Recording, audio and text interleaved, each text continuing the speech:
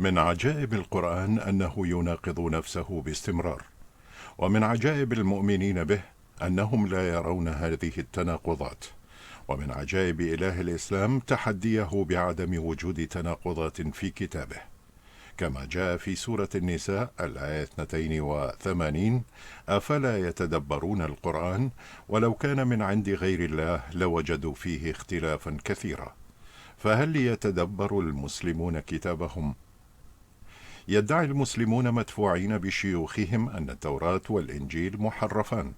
فهل القرآن يؤيد هذا الادعاء؟ يقول إله الإسلام في سورة القصص الآية 49: قل فأتوا بكتاب من عند الله هو أهدى منهما أتبعه إن كنتم صادقين.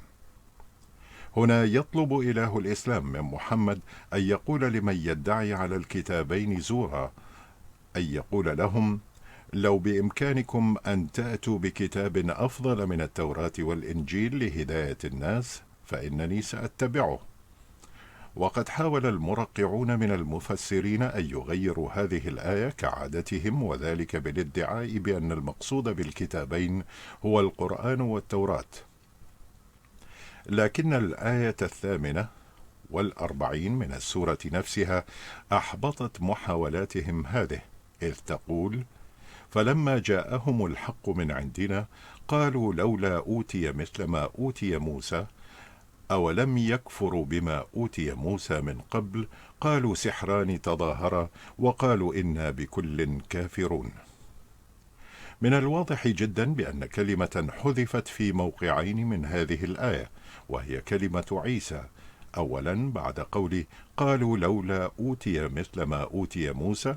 وثانيا بعد قوله أولم يكفروا بما أوتي موسى. فموسى لم يأته كتابان حتى تكون التكملة قالوا سحران تظاهرا، إذن كانت الآية قبل تغييرها هكذا: فلما جاءهم الحق من عندنا قالوا لولا أوتي مثل ما أوتي موسى وعيسى أولم يكفروا بما أوتي موسى وعيسى من قبل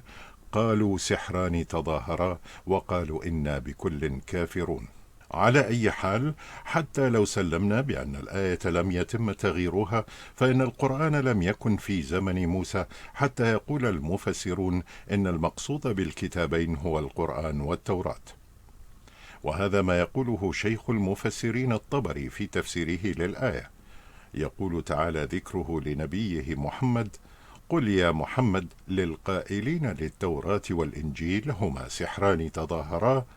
ائتوا بكتاب من عند الله هو أهدى منهما لطريق الحق ولسبيل الرشاد اتبعه إن كنتم صادقين في زعمكم أن هذين الكتابين سحران وأن الحق في غيرهما.